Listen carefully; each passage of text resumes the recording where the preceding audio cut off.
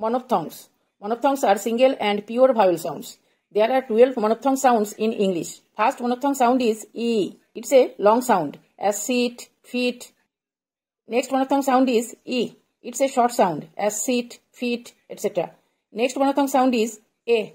It's a short sound as pen, end, etc. Next monophthong sound is A. It's a short sound as cat, fat, etc. Next monophthong sound is A. It's a long sound as bird, girl, etc. Next monophthong sound is O. It's a short sound as foot, good, etc. Next monophthong sound is U. It's a long sound as food, moon, etc. Next monophthong sound is A.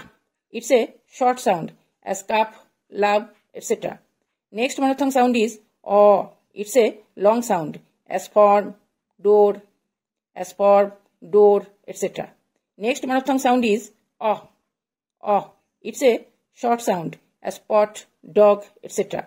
Next monophthong sound is A. It's a long sound as car, far, etc. Next and last monophthong sound is O. It's a short sound as the, for, etc. Thanks for watching and follow me.